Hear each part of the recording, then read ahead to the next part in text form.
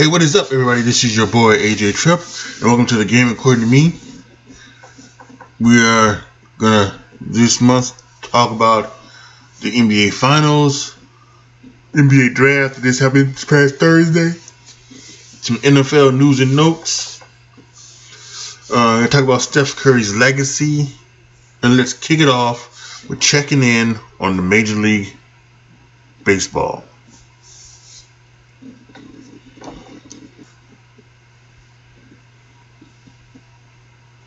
So let's take a look at the Major League Baseball standings. We'll start with the American League.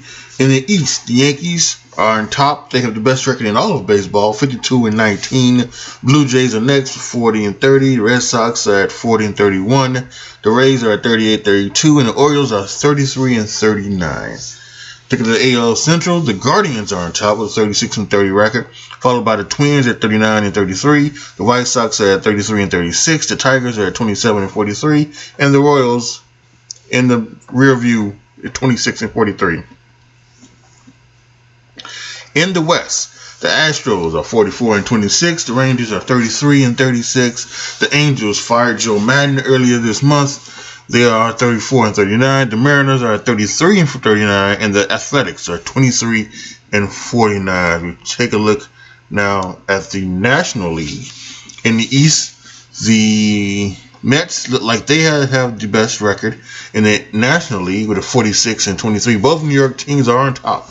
Baseball City USA in New York, 46-26 for the Mets. The Braves are next with 41-31, followed by the Phillies, who fired Joe Girardi, and ever since then they've getting a little bit better. They are 37-35. The Marlins are 32-37, and the Nationals are 26-47. In the Central, the Cardinals and Brewers both on top of the National League Central with a 40-33 record. The Pirates are next, 29-41. The Cubs are 27-44, and the Reds pulling up the rear, 24-46. In the National League West, the Dodgers are 44-25, followed by the Padres, 45-28. They've done most of this damage without Fernando Tatis.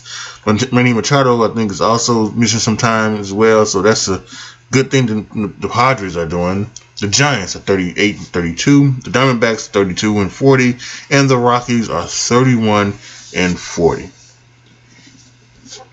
A lot of things going on. The hottest person in the league seems to be Mike Trout, and the Angels have, like I said, they fired Joe Madden, and they've kind of made a bit of a turnaround as well, 5-5 in their last 10. So should be very well to see what these guys do. So we're gonna go ahead and now move on. We're gonna talk about now the NBA Finals. Okay, on to the NBA Finals. Well, this was a really, really good series.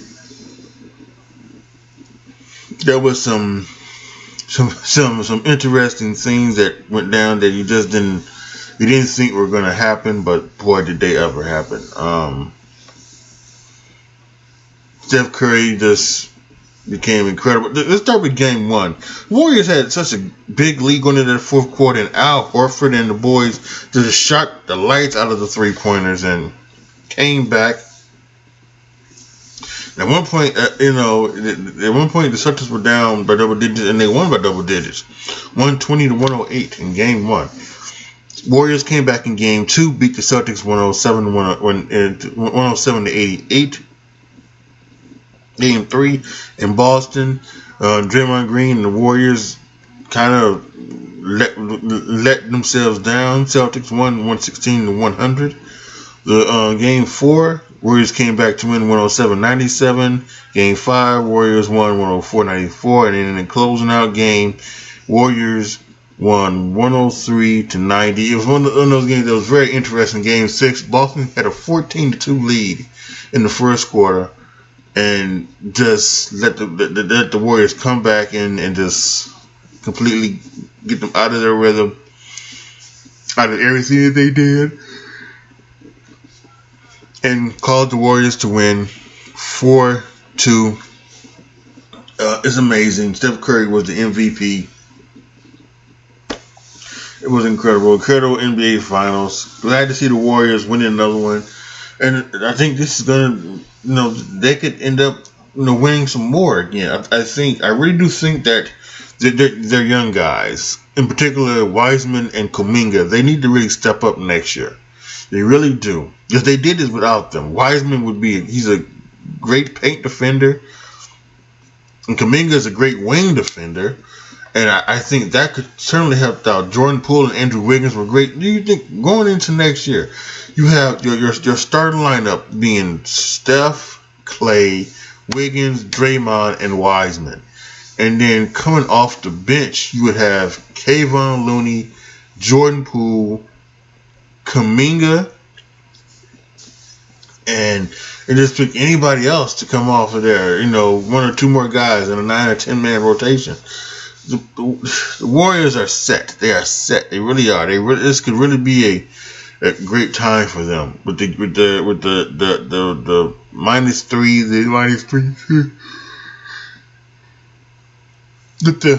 the big three of Steph and Clay and Draymond heading their way out, but then they have Wiggins and Poole and Kuminga and Wiseman stepping up afterwards. The Warriors could be set for a long time. So that's really good to see. We'll have to see what happens with that.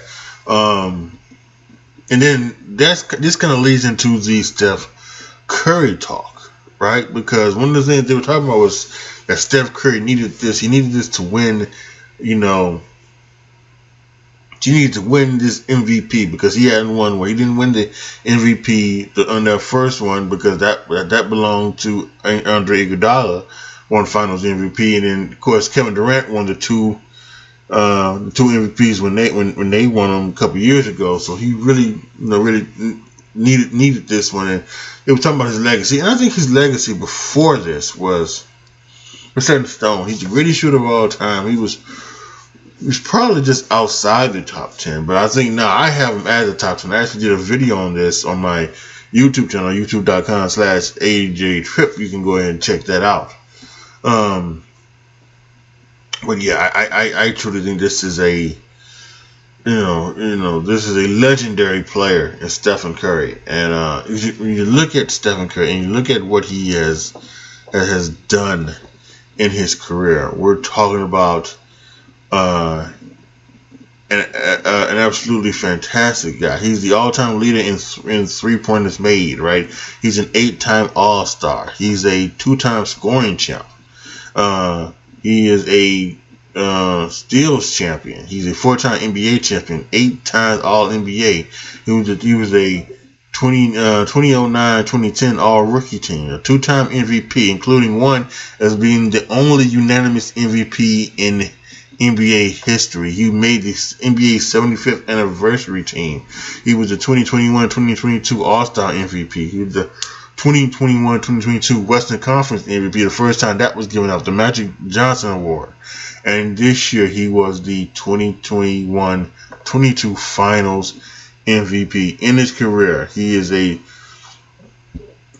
guy who's averaged 24 points, 6 assists, 4 rebounds a game, 47% from the field, 42% from 3-point range, a 90% free throw shooter. And if you believe in all of those other metrics, his PER is 23.8, and his win shares is 120.2. I mean, he is an all-time great. And again, his legacy does not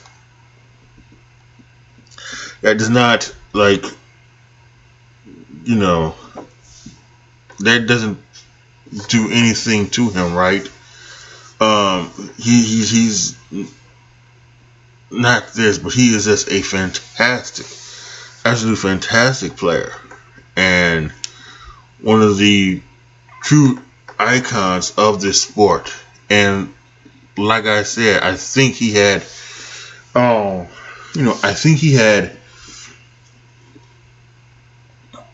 he was already in between the top 10 to top 15 players of all time. But But what happened this year in this postseason, you know, with being the Finals MVP and then the Western Conference Finals MVP after that, I think he has jumped up. And like I said, I have him in the top 10. I have him the sixth, the sixth greatest player in the history of the NBA. I do have seventh. I actually think he may be seventh. I think he may be behind Kobe. He's actually seventh. So, or something like that. I wish I could remember. But yeah. So he's an all-time great. He is.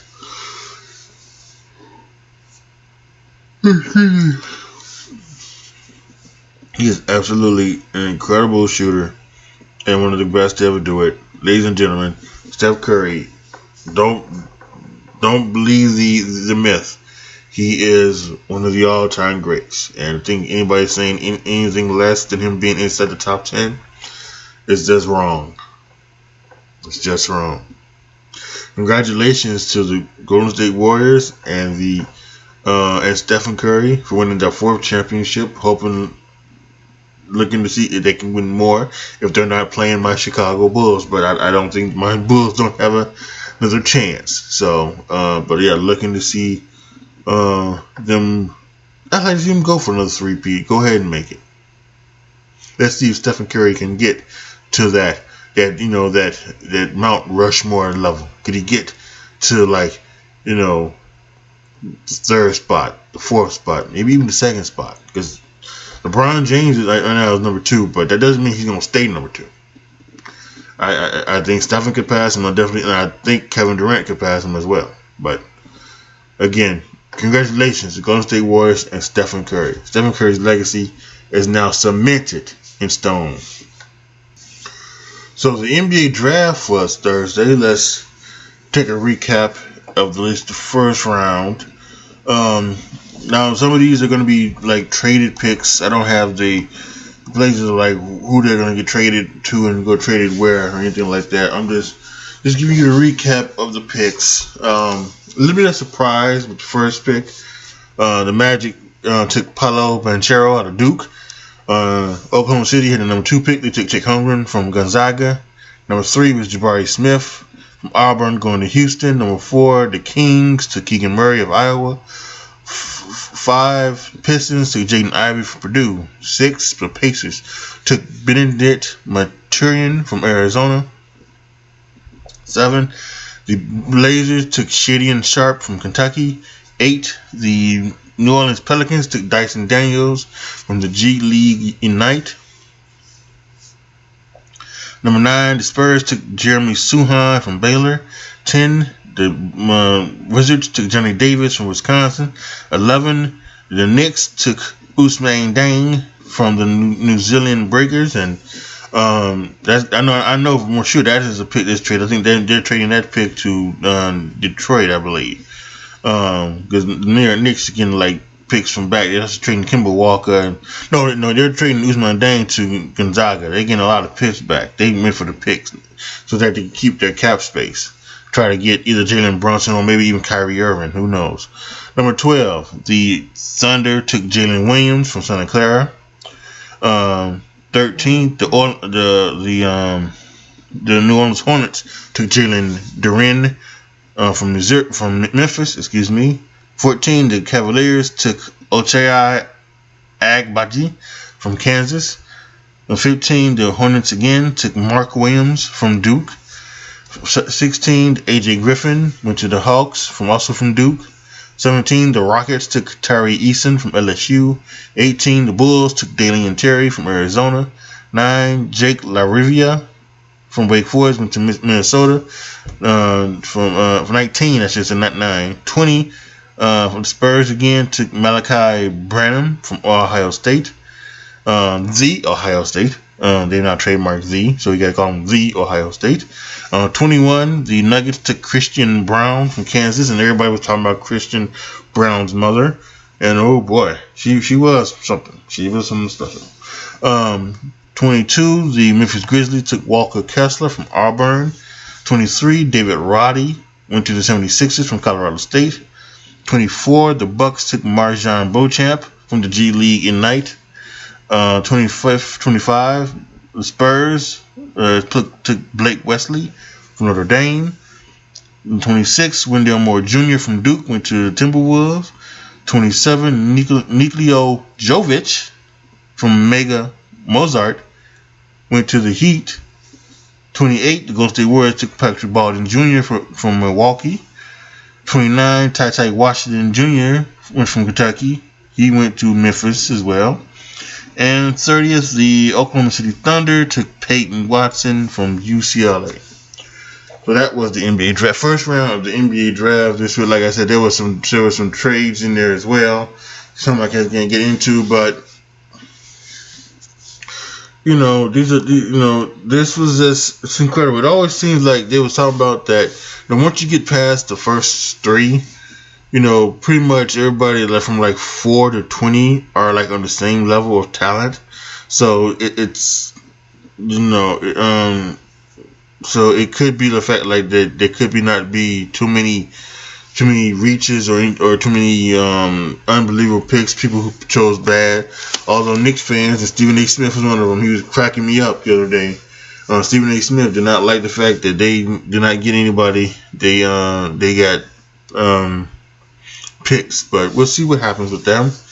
And there was also some stuff like from the Bulls. The Bulls trade for Rudy Gobert. That didn't seem to happen as well. So not too many trades other than Kemba Walker going from Minnesota to Detroit, not Minnesota, from New York to Detroit. Otherwise, it was a pretty average NBA draft, I guess. No big surprises or anything like that. There was the whole Christian Brown's mom thing, but hey, otherwise than that, it's a normal day of drafting the NBA. So let's end this with some NFL news and notes.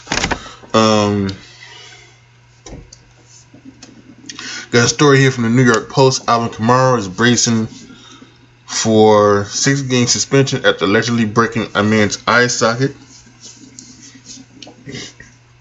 The Saints running star was arrested and charged with felony battery after he and Chiefs cornerback Chris Lamons and 2 others allegedly beat up a man at Dry's After Hours nightclub in Las Vegas on February 5th, the day before the Pro Bowl at Allegiant Stadium. Kamara played in the game, but was questioned by police and arrested immediately after it ended. He admitted to throwing punches in the incident. Kamara now faces a likely 6-game suspension under the league personal conduct policy, though it remains unclear when the suspension will be handed down. The league often waits for legal proceedings to be carried out before suspending players. Kamara has a hearing scheduled for August. According to Outkick, Kamara and the 3 other men beat up the victim so badly that he broke his eye socket and sent him to the hospital. It was there when the authorities showed up after they gathered information they needed to arrest Kamara. If the star running back would have served the suspension in 2022, it would likely derail big plans the Saints have for him this season. New Orleans largely chose to run back their roster from 2021, re-signing Jameis Winston to play quarterback, promoting defensive coordinator Dennis Allen to head coach after Sean Payton's retirement. That is going to be a big-time kick in the shorts for the New Orleans Saints. A lot of people think that they could be the team to challenge Tampa Bay for the NFC South. And if Alvin Kamara is going to miss 6 games, that's going to hurt their chances even more. Jameis Winston, I don't know why they signed. I don't know why they didn't try to go with Taysom Hill. They're going to move Taysom Hill directly to quarterback to tight end now, and so who knows what that is going to be like for them. Horrible news came down yesterday or a couple of days ago. Ex-NFL defensive tackle Tony Siragusa, known as the Goose, he died at age 55. This is from ESPN.com. Tony Siragusa, the NFL defensive tackle who became one of the biggest players and personalities, died Wednesday at the age of 55. The cause of Siragusa's death was not immediately available. Affectionately known as Goose, Siragusa served as a vital cog in the middle of the Baltimore Ravens' historic 2000 defense, which spearheaded the franchise's first Super Bowl title that came that same season. He started his 12-year career by drinking away his $1,000 signing bonus as an undrafted free agent and left the game as one of its unique personalities, who was known for his irreverent sense of humor and memorable pranks. Quote, there was no one like Goose, a warrior on the field and a team unifier with a giving, generous heart who helped teammates in the community more than most people know, unquote, former Ravens coach Brian Billick said. We would not have won the Super Bowl without him. This is such a stunning and sad news for our hearts go out to Kathy and the Siragusa family. Before joining the Ravens in free agent in 97, Siragusa spent the first 7 years of his career with the Indianapolis Colts. Colts owner Jim Irsay tweeted that he was heartbroken, as is all his Colts nation. Irsay also added in a follow-up tweet that the Goose squeezed 200 fun-loving years into 55. Known as blue-collar run stuffer, Siragusa enjoyed his biggest moments on a quarterback hit. In a 2000 AFC Championship game, Siragusa took out Oakland Raiders quarterback Rich Gannon, driving the All-Pro into the turf and separating his left shoulder. The Ravens went on to beat the Raiders 16-3 to advance to the Super Bowl. I saw Rich's eyes roll back, Siragusa said at the time. He got every pound of my fat ass on him. As much as Siragusa relished the spotlight on the field, he was comfortable with doing the dirty work for one of NFL's premier NFL defenses, even though it led to countless knee surgeries and no Pro Bowl invitations. A 6'3", 300-pound wall in the middle, Siragusa occupied double teams that allowed middle linebacker Ray Lewis to roam freely and helped Baltimore set league records for fewest points, 165, and rushing yards, 970, in a 16-game season. This is a tough one, Lewis said. I love Goose like a brother. From the first day we met, I knew that life was different. I know he was someone who would change my life forever. He was a one-of-a-kind person who made you feel important and special. You can never replace a man like that. Said kicker Matt Stover, I truly believe that the Super Bowl 35 team would have never been as good if it was not without Tony. He not only plugged up the middle, but his locker room presence created a loose environment when things were tight. He will be missed and not forgotten. Teammates will remember Siragusa for his notorious practical jokes. There was a time when some of the younger players made a big pot of cocoa in the training room, and Siragusa sought opportunities to spike it with laxative before practice. Siragusa laughed as players rushed off the grill. That's not a practical joke. That's oh God, I'm not drinking anything anymore. They say there is a person like you everywhere, but I believe God made one Goose with that personality, former Ravens defensive tackle Larry Webster said. In the first Hard Knocks, Siragusa delivered one of the top moments when he barricaded the tight ends in their meeting room with a table. Tight end Shannon Sharp famously declared he wanted restitution and he stole Siragusa's truck in order to get an apology. Siragusa's commitment to his team was apparent in 2000 when he was blocked, fell to the ground, and couldn't feel a part of his body. His mother came running down from the stands, and his older brother sprinted to the locker room where a golf cart had moved the motionless big man. From my head down, I couldn't move, Siragusa recalled later. It was the scariest thing that happened to me in my life. The medical staff told Siragusa he had to have an MRI to make sure there wasn't spinal damage. He had a bruised spine, and he was advised not to go back, but he didn't heed that advice. Said Siragusa. Defensive line coach Rich Ryan came up to me and said, you got a family, don't go back out there. I said, you're my family too. I've got to do this.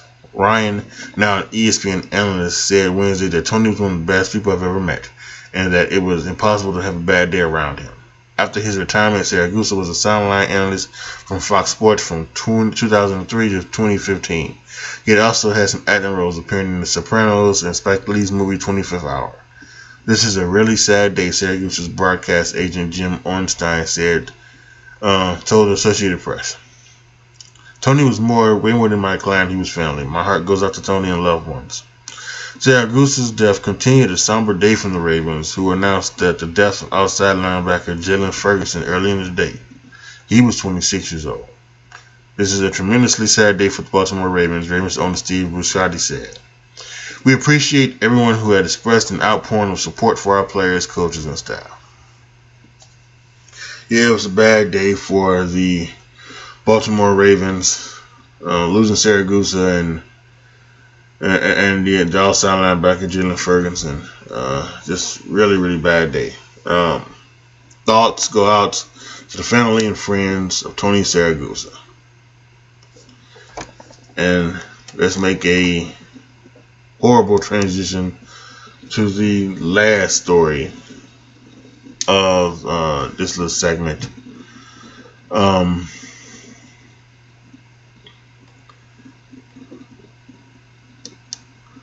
Report: NFL PA thinks NFL wants to suspend Deshaun Watson for 2022. Alright, so here it is. The NFL Players Association is getting the sense that the NFL will eventually hand down a full season suspension for Cleveland Browns quarterback Deshaun Watson, according to Pro Football Network's Aaron Wilson. The NFLPA thinks the NFL might even choose an indefinite suspension lasting at least 1 year. Watson settled 20 of his 24 civil lawsuits filed against him for sexual misconduct during massage sessions from 20 to 2021. The NFL mounted its own independent investigation into the accusations, which will determine its disciplinary action from that investigation. Meanwhile, this is from Pro Football Network. Meanwhile, the Broncos are awaiting a lengthy suspension for Watson. There's concern from NFL associated players that the league will look to suspend the former Clemson standout for the entire 2022 season, if not indefinitely, according to sources. Should that happen, the Browns are expected to go forward with Jacoby Brissett rather than try to reconcile with Baker Mayfield. Watson joined the Browns in a trade where Cleveland sent 3 first-round picks, first-round pick in 2022, 2023, and 2024, a third-round pick in 2023, and a fourth-round pick in 2024 in exchange for Watson and a fifth-round pick in 2024.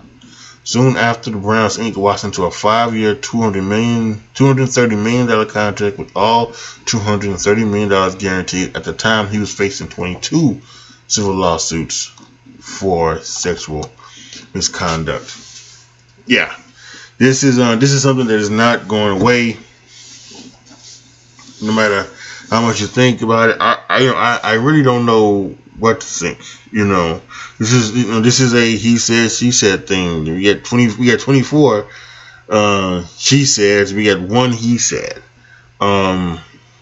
We just don't know what happened. But we do know that they have suspended players before without there being a conviction or even charges or anything like that. We don't look no further than Ben Roethlisberger. He was suspended for 6 games, get it reduced to 4 for his for some alleged misconduct, sexual misconduct against a woman in a Georgia bar, I believe. So we don't know what's gonna happen with Deshaun Watson. There's been some people talking on TV that it's coming very soon. It's got to come before training camp, because I don't think they can. If he is going to get suspended, they don't want him to be in training camp when he gets suspended. They probably don't even want him on the field for a preseason game. So we'll see where it goes. I don't have hell or high water any idea of what the NFL is going to do. I can see the NFL suspending for a year. I can see them doing the 6-game suspension thing. I can also see them not suspending him at all. I really can. I don't think they're going to do what Major League Baseball did with Trevor Bauer. They suspended Trevor Bauer for 2 years. I don't think if that would happen. If that would happen, that would be insane. I think, because again, there are no charges. There are no convictions, arrests, anything. These are just civil lawsuits. And yes, he's settled 20 of those 24, but that doesn't mean he's doing things that are like innocent. He's trying to convince his innocence, so saying, yes, I did it, so anything like that. He's still claiming he's innocent, but he just wants these lawsuits to probably just go away. He wants to focus on football. So, yeah, we'll probably find out. Soon what's going to happen. So, but yeah, that's pretty much the news and notes for NFL. I don't think I've missed anything. Gronk did retire. We can say that real quick. Gronk retired, and his own agent said that even though he's retired, he could see him coming back if in the middle of the season if Tom Brady called and said he needed him. So we'll have to wait and see. You know, when Gronk first retired, he was talking somewhere, and he had that kind of broke down on stage and talking about how his body was hurting. So you just don't know. So, but if Gronk really does retire in 5 years, he will be going to the Hall of Fame. He's one of the great tight ends. It's kind of interesting to see who's the better tight end. Is it Tony Gonzalez or is it Rob Gronkowski?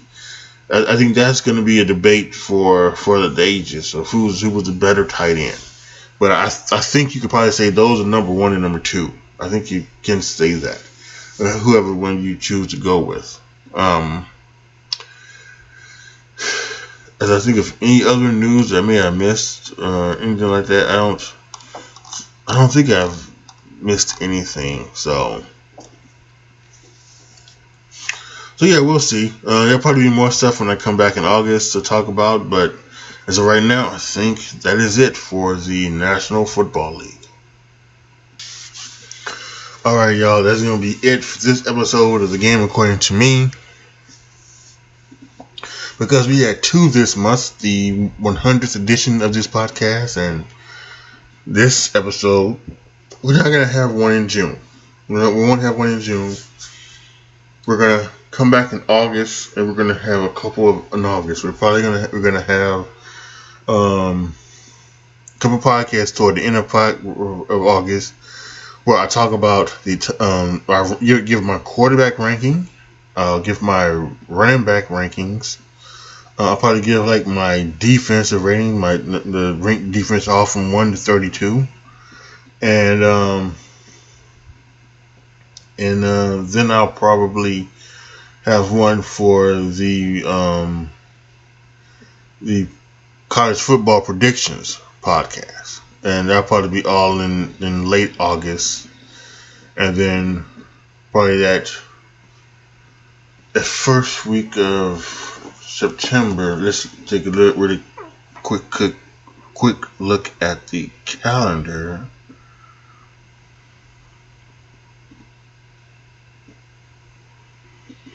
Yeah, so September 7th, I think that's what's going to be. So I think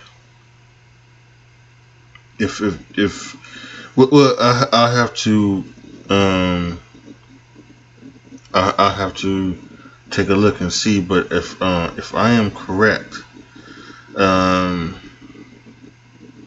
that last week, August 29th, August 30th, and August 31st, those would be maybe the days that I do I'll do those. I mean, it'll be simulcast videos where I'll be simulcast podcasts where I'm going to also do them on the my YouTube channel, youtube.com/AJTRIP20 or AJTRIP, whichever one it is, and then we'll probably end up doing like August 1st or August 2nd, probably doing the September 1st or September 2nd, doing the college football thing as well. So that'll probably be week, and then Wednesday, September 7th, we'll start the weekly editions of the podcast, starting with the pro football stuff. So yeah, you're gonna make sure you're gonna want to be on the lookout for that. So yeah, so won't be a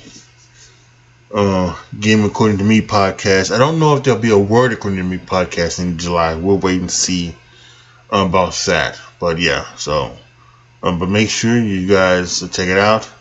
Check out my YouTube channels again. Once again, it's youtube.com/AJTRIP or youtube.com/AJTRIP20.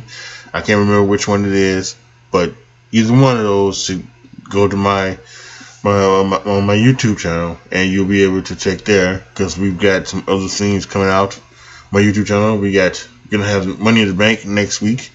We're gonna have SummerSlam near the end of July, so you want to make sure that you are there for that. And yes, and like I said, there will be simulcasts for those football podcasts late into August and into September. So you're gonna want to watch and listen to those as well. Thank you guys so much for being here. Thank you guys so much for listening. This is your boy AJTRIP signing off. As always, be good to each other, y'all. Be careful out there. And I am out.